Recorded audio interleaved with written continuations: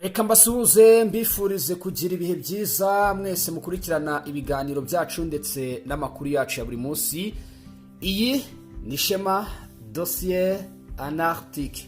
Ikaze ku makuru menshi cyane, ikaze mu biganiro byacu, ikaze ku mirongo y'imbere ku rugamba.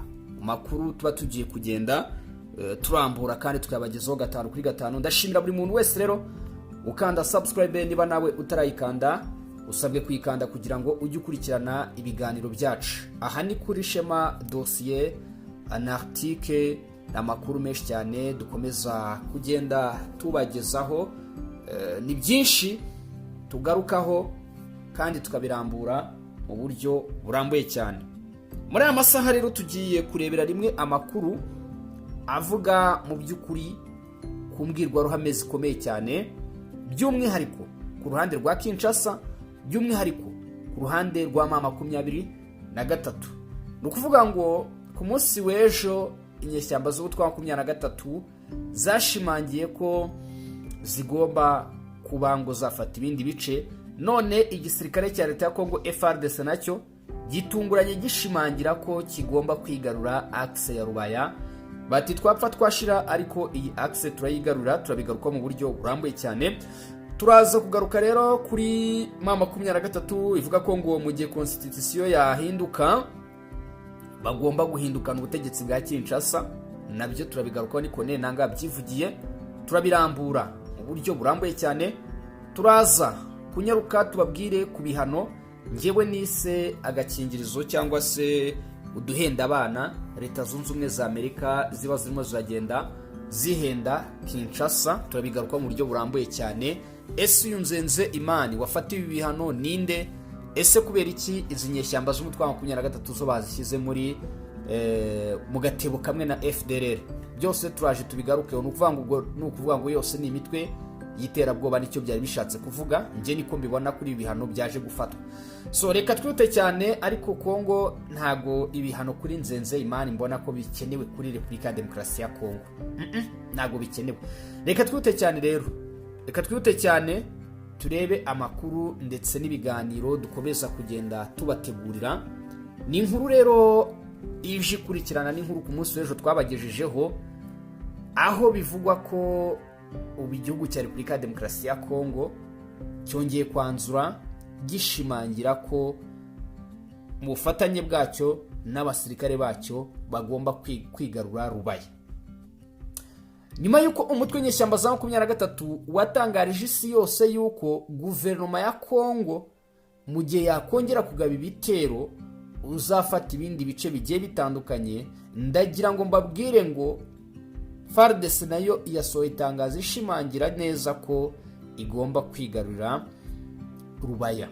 Bati tugomba gufata Rubaya. Umva inkuru rero uko ihagaze ndetse nuko yifashe. Yejo twayibagejeho sindibuze kongera kubigarukaho. Bati n'ubutumwa bukomeye cyane turimo gutanga. Aya akaba rero ari amakuru yaciye ku mbuga nkoranyambaga mu masaha ashize. Hakomeje gukwirakwira ubutumwa ndetse kandi ku ngabo za leta ya Kongo FARDC n'abafatanyabikorwa bazo bavuga ko bari mu myiteguro y'ibikorwa bya gisirikare bishya bigamije kwisubiza agace ka Rubaya kamaze igihe kari mu bice birimo kuberamo imirwano hagati y'impande zihanganye. Muri ubu butumwa abanditse ayo magambo bavuga ko ingabo za Kongo FARDC n'abafatanyabikorwa bazo mu by'ukuri barimo kuba bakomeza ibikorwa byo guhangana n'imitwe yitwaje intwaro ikorera muri aka karere. Ubutumwa rero bunavuga ko mu by'ukuri izi ngabo zirimo kwitegura kugaba ibitero kandi bigomba kwigarura iyi centre ya Rubaya iyobowe n'inyeshyamba z'umutwe wa M23. Rubaya ikomeje gufatwa nk'agace k'ingenzi kubera umutungo kamere gaherereyemo ndetse n'akamaro gafite mu bikorwa bya gisirikare muri teritwari ya Masisi. Mu gihe umeze ashize aka gace kabaye indiri y'imirwano yanahitanye abantu benshi cyane ndetse ikanateza iyimurwa ry'abaturage benshi cyane. Si umeze ashize ahubwo ni mu minsi ishize. Mu gihe rero ibi birimo biragaragaza ko mu by'ukuri birimo birerekana ko aha hantu hakomeje kuba ahantu hakomeye cyane. FARDC irashimangira ko iyi axe ya Rubaya iyi akise ya Rubaya igomba kugira ibiki kuyigarurira. Akise ya Rubaya bati n'imbibi zose ziri kuri teritwari ya Rucuru tugomba kugira ibiki kubyigarurira. Babishimangiye bashize amanga, bavuga yuko rwose M23 igomba kubimenya kuba barimo barayiteguraho kuyicanaho umuriro hano i Rubaya. Ayo ni amakuru atugezeho, none aha ngaha turavuze tuti reka tuyabagezeho.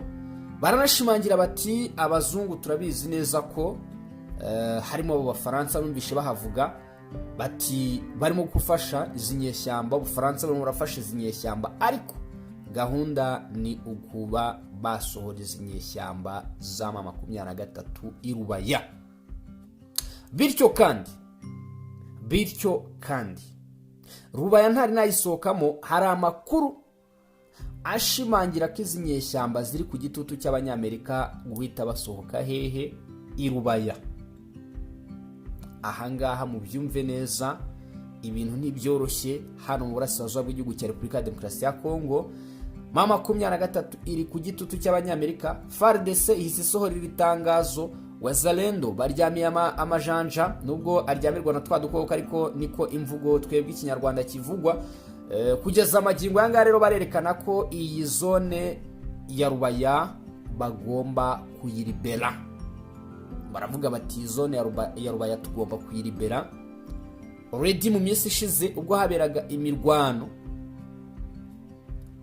ahangaha i Rubaya, aba bagabo bashimangiye neza ko ariyo pfundo ry'izi nyeshyamba z'umutwe wa M23, kuko ibikoresho bagura nta handi bituruka uretse ahangaha i Rubaya.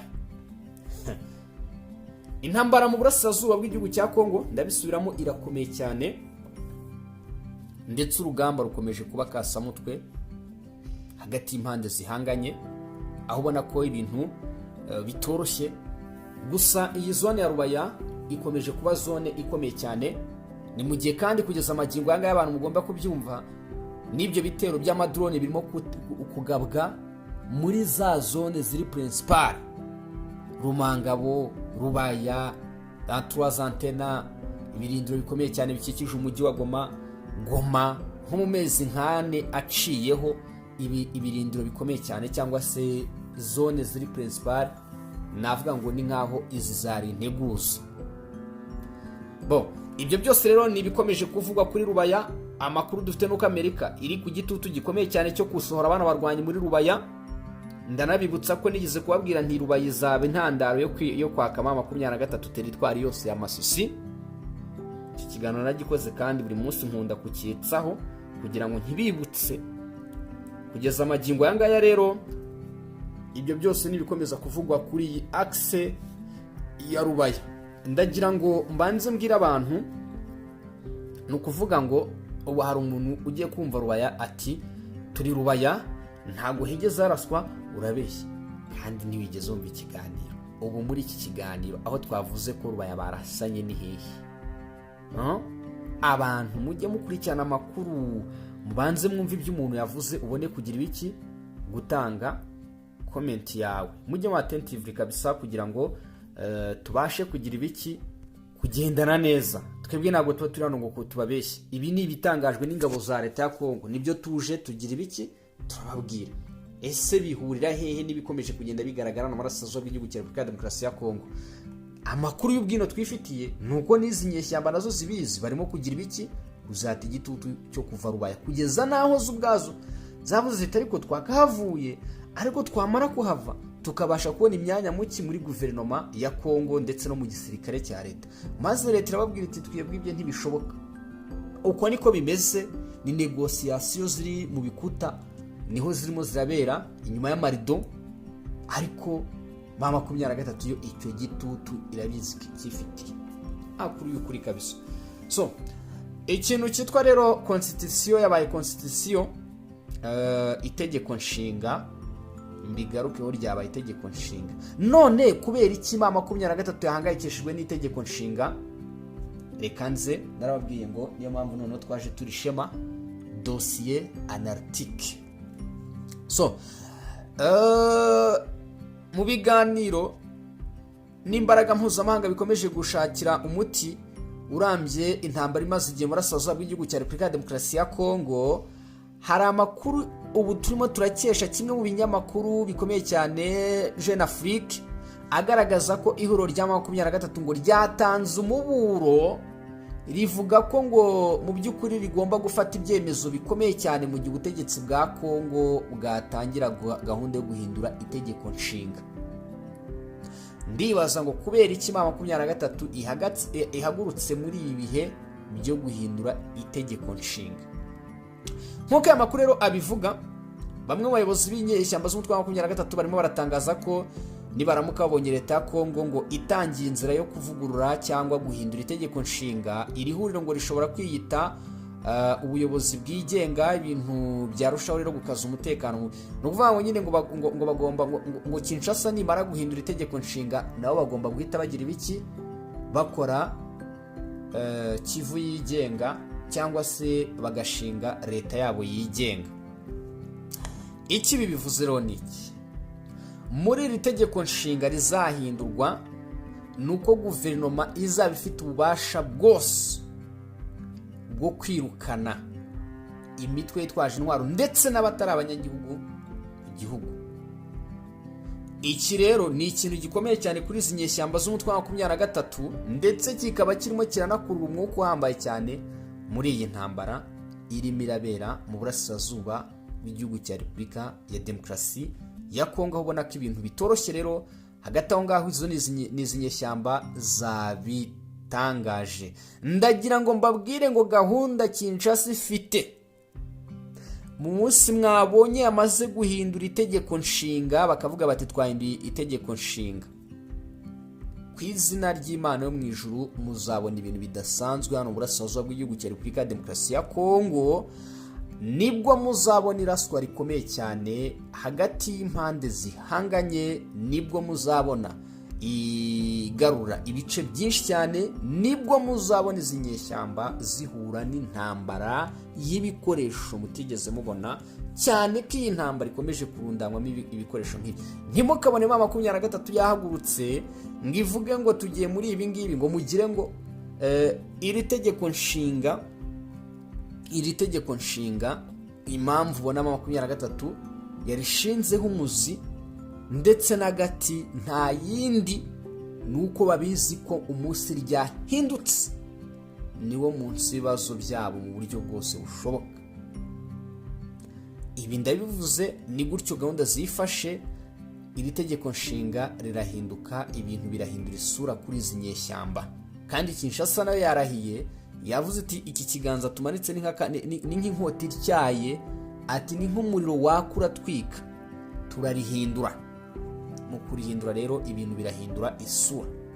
Abantu byumve, ndabona ko nanga yarivuzeho, yarigarutseho avuga kuri constitution, ubona ko nyine ari ibintu byateje polemique kandi bitari ngombwa, kubera ko mu by'ukuri nibizi nyeshyamba zo zishimangira ko zirwanira abavuga uburenganzira, abavuga ururimi rw'ikinyarwanda bakabarwanira uburenganzira bwabo. Urumva rero itegeko nshinga guverinoma yahindura n'iryo. So ubwo byanze bikunze ikirimo aho ngaho, umutego urimo aho ngaho nuko ari ryo rigomba kurimbura burundu abarwanya inyeshyamba z'umutwe wa 23 hano mu burasirazuba bw'igihugu cya Repubulika ya Demokarasi ya Kongo. Akaba ariyo mpamvu ubona bahagurutse bavuga bati ihinduka ry'itegeko nshinga tugomba kwashinga umuzi, bati tugomba kwashinga umuzi, tugomba kwahagarara. So ibintu rero ntabwo biri buze koroha, hano kuri front line kabisa.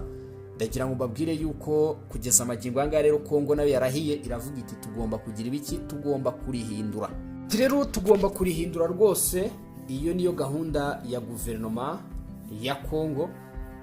Ikibazo cyaba kinakomeye cyane kuri abarwanya inyeshyamba z'umutwe wa 23, ariyo mpamvu ubona bagize ibiki, bahagurutse. Leta zunze ubumwe za Amerika rero nsoza zongeye gukinga akadeyi cyangwa se amashashi mu maso ya Kongo, ariho ngiye guhita mpinira kuri iyi nkuru. Ku itariki 2 z'ukwezi kwa 6 2026 Leta zunze ubumwe za Amerika zatangaje ibihano bishya byafatiwe abayobozi babiri bakomeye bo mu mitwe yitwaje intwaro ikorera burasirazuba bwa Kongo, ibashinja kugira uruhare mu gukomeza umutekano muke, ihohoterwa ry'uburenganzira bwa muntu ndetse no gukomeza amakimbirane amaze imyaka myinshi muri ako karere.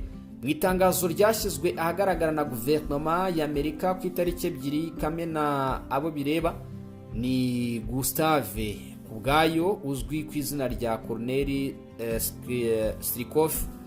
Uyu rero akaba ashinzwe ishami ry'ubutasi n'ibikorwa byihariye muri FDLR, ndetse na John Mani Nzenze ushinzwe ibikorwa by'ubutasi mu mutwe wa M23.